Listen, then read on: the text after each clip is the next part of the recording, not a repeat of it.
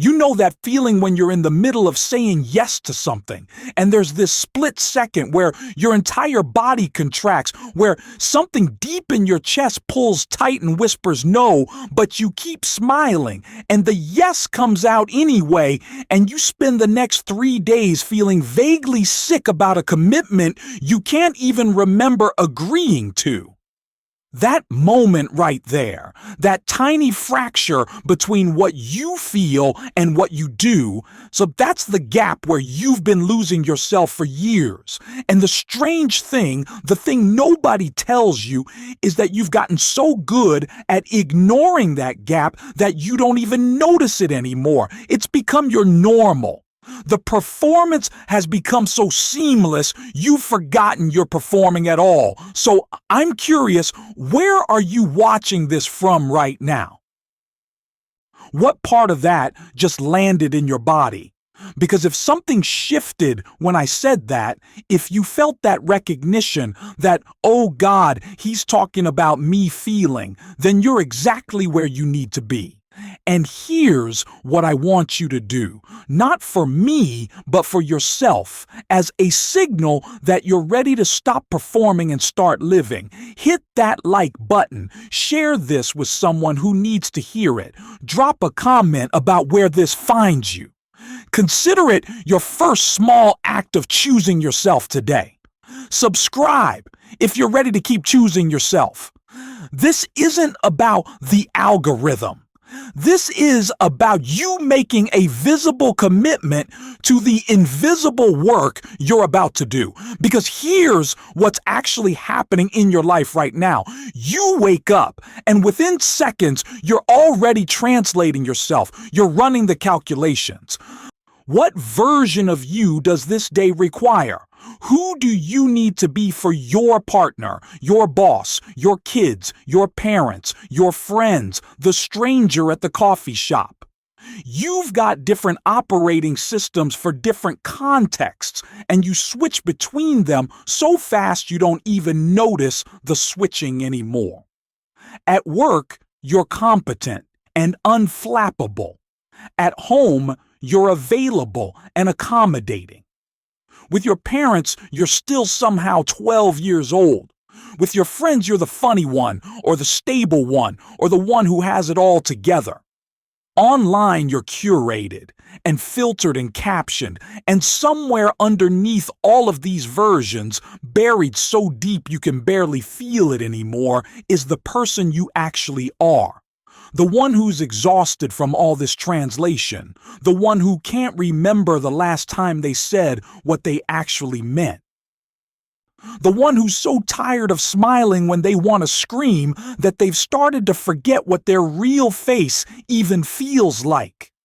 You've learned to read rooms before you enter them. You've developed this sixth sense for what people need from you, and you deliver it before they even ask. You're so attuned to everyone else's comfort that you've lost all connection to your own. Someone asks how you are, and you say, fine, good, great, busy, can't complain, and none of those words mean anything. They're just sounds you make to keep the conversation moving, to avoid the vulnerability of actually being seen. You've become fluent in a language that says everything except the truth. And the wildest part, you think this is normal. You think everyone lives like this. You think the constant low-level anxiety, the persistent feeling of being slightly off, the sense that you're always one wrong move away from being found out, you think that's just what being human feels like. But here's what you don't realize yet. Your body has been keeping score this whole time. Every time you swallow what you really want to say, your throat tightens a little more. Every time you smile through something that hurts, your jaw clenches a little harder. Every time you say yes when you mean no, something in your gut twists. Your body knows. It's been trying to tell you for years. The headaches, the digestive issues, the insomnia, the constant fatigue that no amount of sleep fixes, the anxiety that seems to come from nowhere, the depression you can't quite explain because your life looks fine from the outside. These aren't random.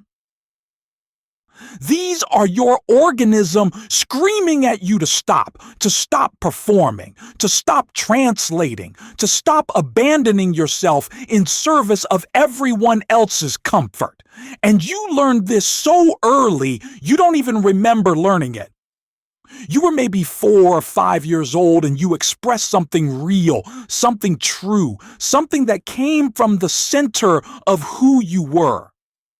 Maybe you were angry when you were supposed to be grateful. Maybe you were sad when everyone else was happy. Maybe you wanted something different than what was being offered.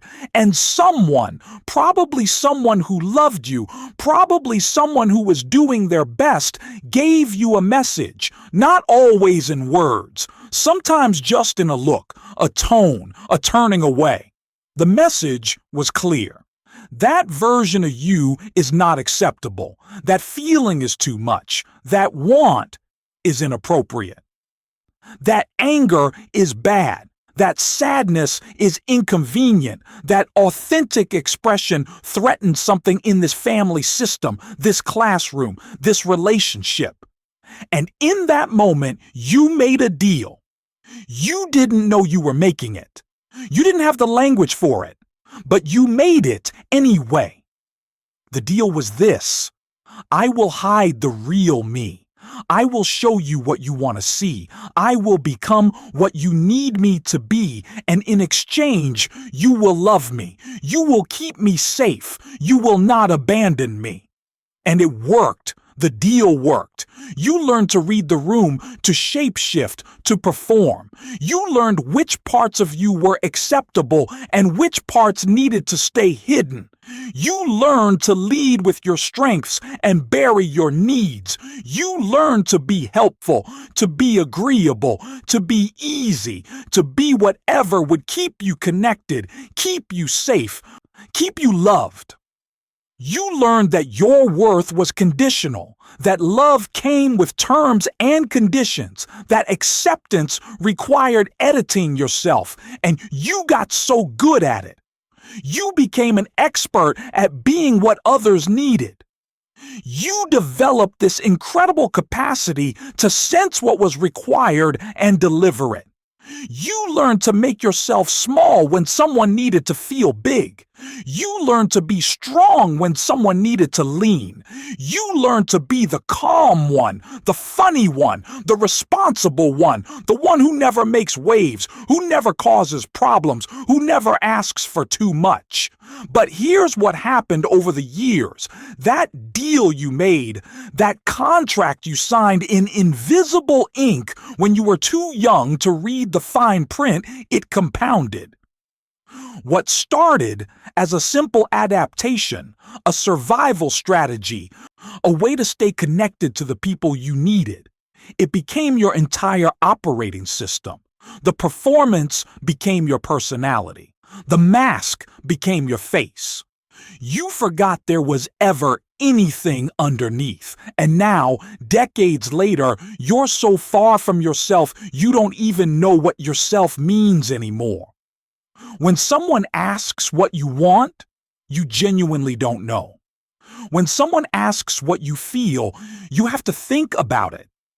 When someone asks what you need, you deflect, minimize, say it doesn't matter, say whatever works for everyone else. You've become so skilled at self-abandonment that you don't even recognize it as abandonment anymore.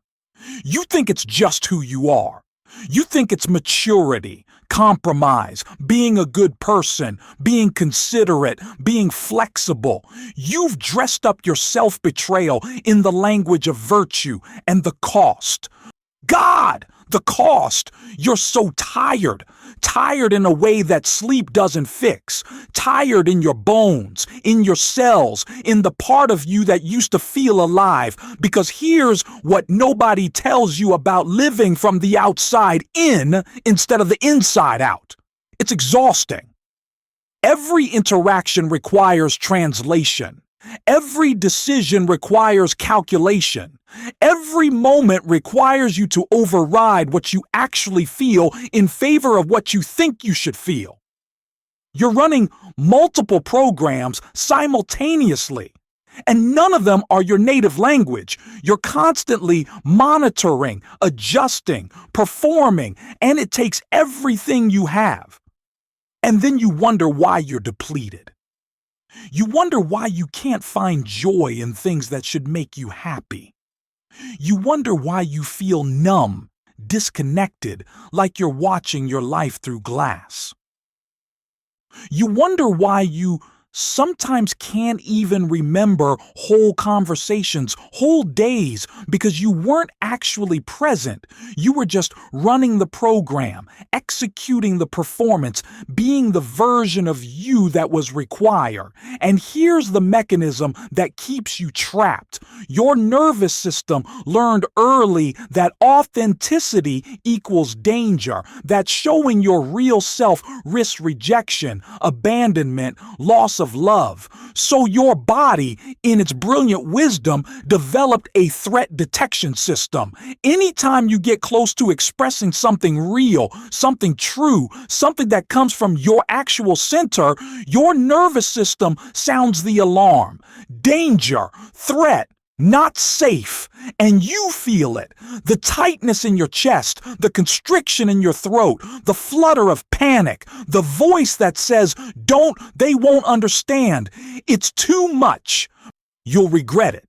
Just keep it to yourself. And you do. You override the truth. You swallow it down. You put the mask back on, you deliver the performance, and your nervous system says, good, safe now, crisis averted. Except it's not a crisis. It's your life trying to be lived. It's your truth trying to be spoken. It's your real self trying to exist. But there's something else happening underneath all of this. Something your body has never forgotten, even though your mind has learned to ignore it. Your organism, the totality of who you are beneath all the conditioning and adaptation and performance. It knows. It knows what's true for you. It knows what feels right and what feels wrong. It knows which people drain you and which ones nourish you. It knows which situations align with your deepest values and which ones violate them. It knows what you actually want, what you actually need, what actually matters to you. This knowing never went away. You just learned to override it so consistently that you stop being able to hear it. But it's still there, whispering, pulling, trying to guide you back to yourself. And I see you. I see every contradiction you're holding. I see how you're trying so hard to be good while feeling so bad. I see how you're showing up for everyone while disappearing from yourself. I see how you're holding it all together on the outside while falling apart on the inside. I see the smile you wear and the scream you swallow. I see the performance and the person beneath it. And here's what I want you to know. All of it is okay. The fact that you're exhausted, that you're confused, that you're angry, that you're sad, that you resent the very people you're trying so hard to please, that sometimes you fantasize about just disappearing, starting over somewhere nobody knows you, becoming someone completely different. All of that is not only okay, it's completely understandable. It makes perfect sense. You're not broken. You're not too much or not enough. You're not defective or damaged. You're a human being who learned to survive by hiding, and now the hiding has become a prison, and you're finally starting to feel the bars. I see how scared you are. Scared that if you stop performing, people will leave. Scared that your real self isn't lovable. Scared that you've been faking it so long, there's nothing real left underneath. Scared that if you start being honest, you'll hurt people, disappoint them, let them down. Scared that authenticity is selfish, that choosing yourself means abandoning everyone else. I see all of that fear, and I'm telling you, it makes sense. Of course you're scared. The last time you were fully yourself, someone gave you the message that it wasn't okay. And you've been protecting yourself ever since. The fear isn't the problem. The fear is intelligent. It's trying to keep you safe. But here's what the fear doesn't understand. You're not safe now. The thing you're afraid of, the rejection, the abandonment, the loss of love, you're already experiencing it. You've rejected yourself. You've abandoned yourself. You've withdrawn your own love from yourself. The very thing you've been trying to avoid by performing, you're doing to yourself every single day. Let me tell you about Sarah. 37 years old, successful marketing executive, married, 2 kids, the kind of life that looks perfect from the outside. She came to see me because she couldn't sleep, hadn't slept properly in months. She'd lie awake at 3 in the morning with her heart racing, mind spinning, this nameless dread filling her chest. Her doctor wanted to give her sleeping pills. Her therapist wanted to treat her anxiety, but Sarah knew somewhere deep down that the insomnia wasn't the problem. It was a message. Her body refusing to rest because rest meant stopping, and stopping meant feeling, and feeling meant confronting something she'd been running from for years. In our session, she'd talk about her life in this flat, pleasant voice. Everything was fine. Her marriage was fine. Her job was fine. Her kids were fine. Fine, fine, fine. And I'd watch her body as she spoke.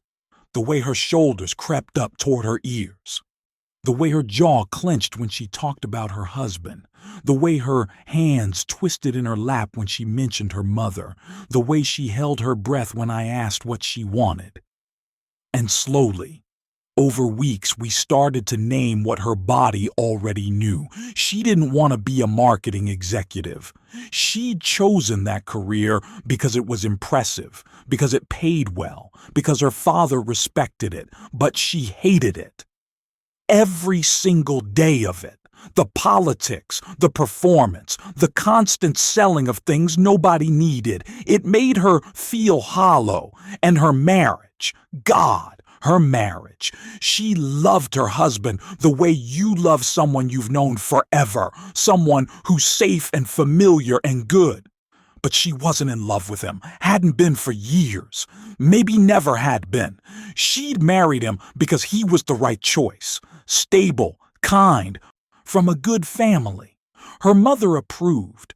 Her friends were jealous. It made sense on paper, but in her body, in the place where truth lives, she felt nothing. Or worse than nothing. She felt trapped. And the kids. She loved her kids desperately, fiercely, but she also resented them in a way that filled her with shame.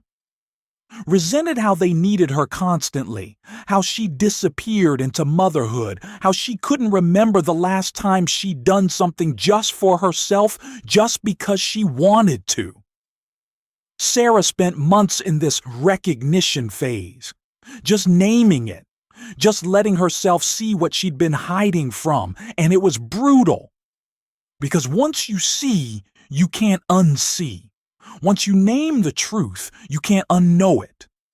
She'd wake up at 3 in the morning, and instead of anxiety about nothing, she'd feel the full weight of everything. The life she'd built that wasn't her life. The person she'd become that wasn't her person. The decades of choosing what looked right over what felt true. And she'd cry. Quietly. So she wouldn't wake her husband. She'd cry for the version of herself she'd abandoned, the girl who wanted to write, who wanted to travel, who wanted something she couldn't even name but knew was different from this. But here's what happened. Slowly, in tiny increments, Sarah started to choose differently.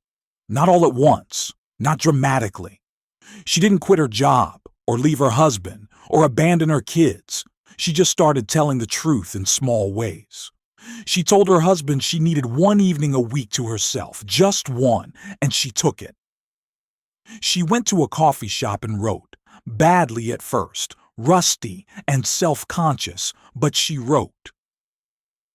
She started saying no to things, social obligations that drained her, volunteer commitments that felt like should instead of want, her mother's demands for weekly phone calls. She started listening to her body. When her chest tightened around certain people, she spent less time with them. When she felt expansive and alive, she noticed what she was doing and did more of it. And the most extraordinary thing happened. Her insomnia started to ease. Not because she'd fixed her anxiety, because she'd started honoring what the anxiety was trying to tell her. Her body could finally rest because she was finally listening. The 3 a.m. wake-ups became less frequent, less intense. And in their place, something else emerged. A quiet sense of rightness, a feeling of coming home to herself. It wasn't dramatic. It wasn't a lightning bolt. It was subtle, gradual, like slowly turning up the volume on a song that had been playing so quietly she'd forgotten it was there. She started to feel like herself again, or maybe for the first time.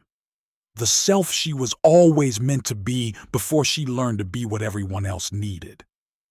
The last time I saw Sarah, she looked different, not externally. Same hair, same clothes, same face, but something in her eyes had changed. There was a presence there that hadn't been before, a groundedness. She told me she'd made some decisions. She was transitioning out of marketing, taking a pay cut to work for a nonprofit whose mission actually meant something to her. She and her husband were in couples therapy, doing the hard work of building a real relationship instead of a functional partnership. She'd set boundaries with her mother that felt terrifying and necessary. She wasn't sure where it would all lead. The marriage might not survive this honesty. Her career trajectory was completely different now. Her family thought she was having a crisis, but she said something I'll never forget. She said, "I finally feel like I'm living my life instead of performing it. And even though it's scary and uncertain and people are confused, I can sleep now because I'm finally telling the truth." Because here's what happens when you start choosing authenticity over acceptance. The people in your life get confused. They're used to the performed version of you. They've built their relationship with that version. They know what to expect, how you'll respond, what you'll tolerate. And when you start showing up differently, when you start setting boundaries, when you start saying no, when you start expressing needs, when you start being honest about your feelings, they don't recognize you. And they resist.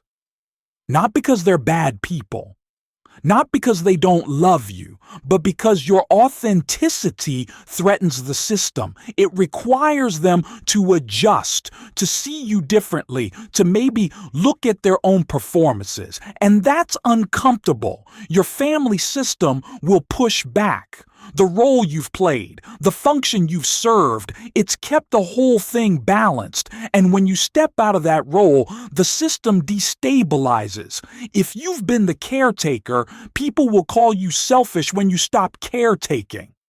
If you've been the strong one, people will call you weak when you show vulnerability.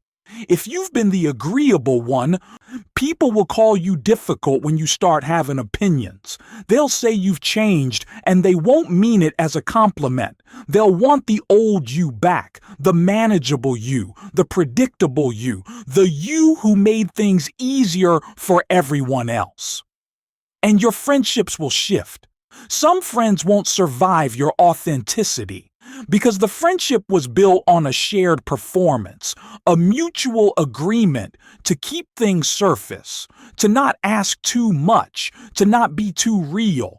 And when you start being real, when you start wanting depth, when you start needing reciprocity, those friendships reveal themselves as not friendships at all. They were arrangements, convenient, comfortable, but not nourishing, and losing them will hurt. Even though you know they weren't serving you, even though you know they were keeping you small, letting them go will feel like grief. But here's what else happens. Space opens up. When you stop performing, when you stop people-pleasing, when you stop shape-shifting to fit every context, you create space. And into that space, different people come. People who are also done performing. People who want real connection. People who aren't threatened by your authenticity because they're working on their own. People who see you and like what they see. Not the perform version, the real version. These relationships feel different, easier and harder at the same time. Easier because you're not translating yourself. Harder because you're actually vulnerable, actually seen, actually risking real rejection. But they're worth it. God, they're worth it. Because for the first time, you're being loved for who you actually are, not who you've learned to pretend to be. Let me tell you about Marcus, 52 years old, high school teacher, divorced, 3 adult kids. Marcus came to therapy because his doctor was worried about his blood pressure, dangerously high. Medication wasn't controlling it. His doctor suggested stress management. But when Marcus sat in my office, he didn't look stressed. He looked dead. Flat affect, monotone voice, going through the motions of living without any apparent feeling. He talked about his life like he was describing someone else's. The teaching job he'd had for 28 years, the ex-wife who'd left him 5 years ago, the kids who called dutifully but felt like strangers. The weekend spent alone watching television. Nothing about it seemed to touch him. He was completely disconnected. It took months to find the anger. Because Marcus had learned early that anger wasn't acceptable. His father had been angry, violently so, and Marcus had promised himself he'd never be like that. So he'd buried it. Every frustration, every resentment, every moment of rage, he'd pushed it down, swallowed it, smiled through it. He'd become the nice guy, the one who never made waves, the one everyone could count on to be reasonable, understanding, accommodating, and it had cost him everything. His wife left because she couldn't reach him, couldn't find the real person underneath all that niceness. His kids kept their distance because he'd never shown them how to be authentic, only how to be pleasant. His career had stalled because he never advocated for himself, never pushed back, never said what he really thought. And his body was literally killing itself, trying to contain all that suppressed feeling. When Marcus finally let himself feel the anger, it was volcanic. Decades of swallowed rage came pouring out. Anger at his father for teaching him that feelings were dangerous. Anger at his ex-wife for leaving instead of fighting. Anger at his kids for not seeing how much he'd sacrificed. Anger at himself for wasting so much of his life being who everyone else needed him to be. He raged in my office, yelled, cried, pounded his fists on the chair. And afterward, he looked at me terrified, certain I'd reject him for being too much, too intense, too angry. But I just sat there, completely unchanged, completely accepting, and something in him broke open. Marcus started the slow work of reclaiming himself. He started saying what he actually thought in faculty meetings, started setting boundaries with his kids instead of just being available whenever they needed something. Started dating in a completely different way, leading with honesty instead of agreeableness. He joined a men's group where they practiced being real with each other. He started writing letters he'd never sent, saying all the things he'd never said to all the people he'd performed for. And his blood pressure started to drop.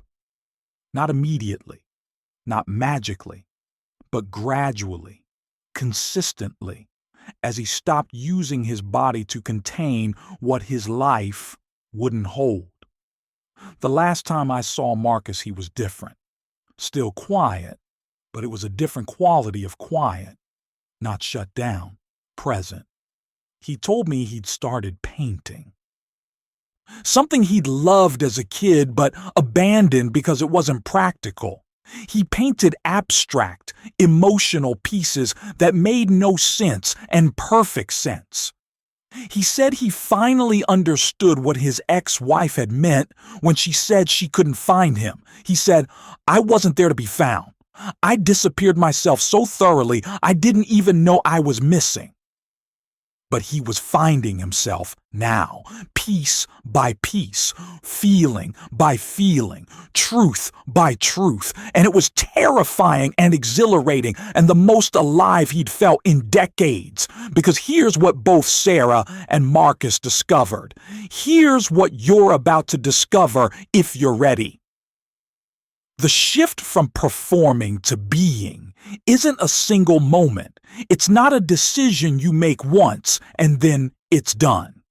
It's a practice, a daily, moment-by-moment practice of choosing yourself, of checking in with your body instead of your mind, of asking, what do I actually feel, instead of what should I feel? Of noticing when you're about to override your truth and pausing. Just pausing. Not necessarily changing what you do, but at least acknowledging what's real. The shift starts with awareness, just noticing. Noticing when you're performing, noticing when you're translating yourself, noticing when you say yes, but your body says no, noticing when you smile, but you're not happy, noticing when you agree, but you actually disagree, noticing when you're shape-shifting, when you're reading the room, when you're calculating what's required, just noticing without judgment, because judgment will keep you stuck. Judgment says you're doing it wrong. You should stop. You're bad for performing. But the performing made sense. It kept you safe. It's not wrong. It's just not serving you anymore. So you just notice.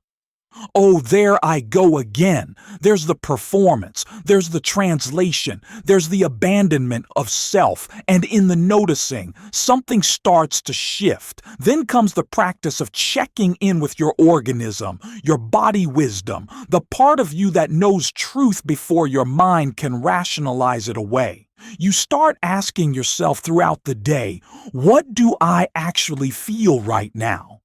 And you wait for the answer. Not the answer you think you should have, not the answer that makes sense, but the answer that comes from your gut, your chest, your throat. The answer that's physical before it's verbal. Maybe it's tightness, maybe it's expansion, maybe it's nausea, maybe it's warmth. You just notice what's there. And you start to build a vocabulary for your internal experience. You start to recognize your truth by how it feels in your body. And then, in tiny increments, you start to honor what you find. You start making small choices based on your internal experience instead of external expectations. Someone asks you to do something, and instead of automatically saying yes, you pause. You check in. You notice what your body says. And maybe you say, "Let me think about it," instead of immediately agreeing. Maybe you say, "I need to check my schedule," even though you know your schedule is free. You buy yourself time to feel instead of react. And in that space, you start to hear yourself. You start to know what you actually want. And slowly, carefully, you start to choose it. This doesn't mean you become selfish or inconsiderate. It doesn't mean you stop caring about others or meeting your responsibilities. It means you stop betraying yourself in service of everyone else. It means you include yourself in the equation. It means your needs and feelings and wants matter as much as everyone else's. Not more, not less, as much. And that shift, that simple shift of including yourself, it changes everything. Because here's what happens when you start living from the inside out instead of the outside in. You stop being so exhausted. When you're not constantly translating, performing, overriding, you have energy. Energy for things that actually matter to you. Energy for joy, for creativity, for connection. You stop feeling numb. When you're not suppressing your real feelings, you can feel everything. The pain, yes, but also the pleasure. The grief, but also the gratitude. The anger, but also the love. You become alive again, present, here, in your actual life instead of the perform version of it, and your relationships change. Some end, some deepen. Some reveal themselves as transactional and fall away. But the ones that remain, the ones that can hold your authenticity, they become real. You stop having surface conversations about nothing and start having real conversations about something. You stop pretending everything is fine and start being honest about when it's not. You stop protecting everyone else from your feelings and start trusting that real connection can hold truth. And it's scary. God, it's scary. Because you're actually vulnerable, actually seen, actually risking real rejection, but you're also actually connected, actually intimate, actually known. And you start to trust yourself, maybe for the first time. You start to trust that you know what's right for you, that your feelings are valid, that your needs matter, that your internal experience is reliable. You stop looking outside yourself for permission, for validation, for approval. You start to find it inside. You become your own authority, not in an arrogant way, in a grounded way. You know yourself. You trust yourself. You can rely on yourself. And that changes how you move through the world. You're not constantly seeking reassurance. You're not performing for approval. You're just being, and it's enough. You're enough. Here's what this looks like in daily life. You're at work and someone asks you to take on an extra project. The old you would have said yes immediately, would have figured out how to make it work, would have stayed late, sacrificed your evening, done whatever it took. The new you pauses, checks in, notices the tightness in your chest, the resistance in your gut, and says, "I don't have capacity for that right now." Just that. No elaborate explanation, no apology, no justification, just the truth. And the world doesn't end. Your boss might be disappointed, but you're not betraying yourself, and that matters more.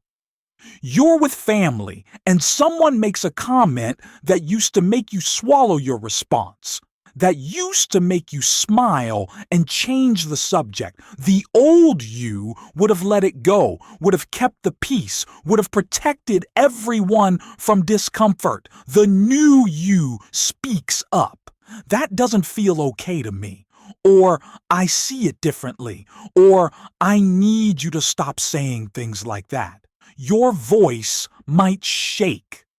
Your heart might race. But you say it. And the family system might react. Someone might get defensive. Someone might call you sensitive, but you're not abandoning yourself. And that matters more. You're with a friend who's been talking about themselves for an hour and hasn't asked you a single question. The old you would have kept listening, would have been the supportive friend, would have made it okay. The new you interrupts. Hey, can I share something? Or, I need to talk about what's going on with me. Or maybe you just notice this friendship is one-sided and you start to pull back, start to invest your energy elsewhere. It might feel selfish, it might feel wrong, but you're including yourself, and that matters more. You're in bed with your partner and they want sex, but you don't. The old you would have said yes anyway, would have gone through the motions, would have prioritized their desire over your own lack of desire. The new you says, I'm not feeling it tonight. And maybe you offer alternatives. Maybe you just hold them. Maybe you go to sleep, but you're not overriding your body. You're not performing intimacy you don't feel. And that matters more. Even if they're disappointed, even if they feel rejected, you're being honest, and real intimacy can only exist in honesty. This is what the fully functioning person looks like. Not perfect, not enlightened, not beyond struggle. Just someone who's learning to live from their center instead of their edges. Someone who's learning to trust their internal experience. Someone who's learning that authenticity is more important than acceptance. Someone who's learning to choose themselves without apology. It's messy, it's ongoing, it's never finished, but it's real. And real is what you've been starving for. You're going to regress. You're going to have moments where you fall back into performing, where you say yes when you mean no, where you smile when you want to scream, where you abandon yourself because it feels safer than being seen. And that's okay. That's not failure. That's being human. The difference is you'll notice it now.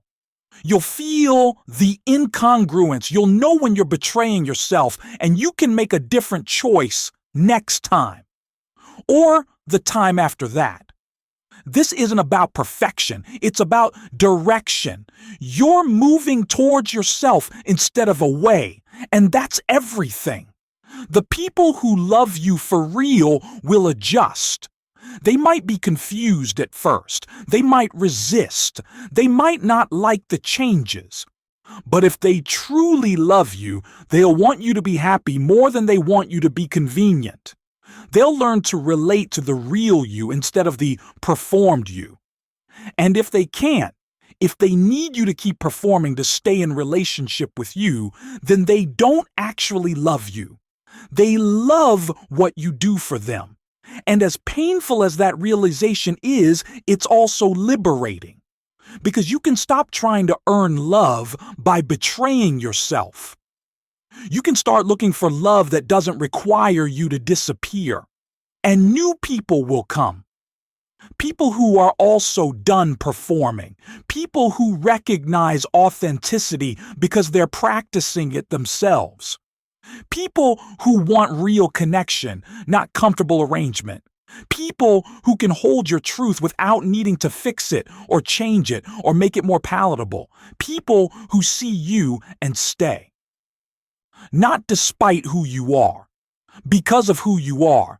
And those connections, those relationships built on truth instead of performance, they'll nourish you in ways you didn't know you were starving for. So here's what I'm inviting you to consider, not to do, not to become, just to consider.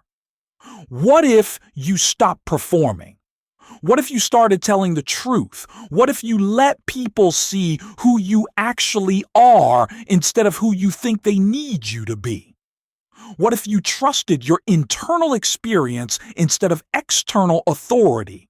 What if you chose yourself even when it disappoints others? What if you lived from the inside out instead of the outside in? What would your life look like? What would become possible? Who would you be? You don't have to answer that right now. You don't have to make any big decisions. You don't have to blow up your life. You just have to start noticing. Start checking in with yourself. Start including yourself in the equation. Start making small choices that honor your truth. Start practicing being instead of performing. Start trusting that who you actually are is enough, more than enough, is exactly who you're meant to be. The work isn't to become someone different. The work is to stop pretending to be someone different. The work is to come home to yourself, to the person you were before you learned to perform, to the person you've always been underneath all the adaptation and conditioning and translation. That person is still there, waiting, hoping, ready to be lived, ready to be seen, ready to finally be real. And I believe in that person. I believe in you, not the performed version, the real version. The one who's reading this right now and feeling something shift, something crack open, something whisper yes. That person doesn't need to be fixed or improved or transformed. That person just needs to be allowed, to be welcomed, to be chosen by you every day in small ways and big ways until choosing yourself becomes more natural than abandoning yourself, until being real becomes easier than performing, until you can look in the mirror and recognize the person looking back. So start today. Start right now. Check in with yourself. What do you actually feel in this moment? Not what you should feel, what you do feel, and just notice it. Honor it. Let it be there without trying to change it. That's the first step. That's how you begin. One moment of truth at a time. One choice at a time. One small act of self-loyalty at a time. Until you've built a life that's actually yours. Until you're living instead of performing. Until you're finally, fully, courageously yourself.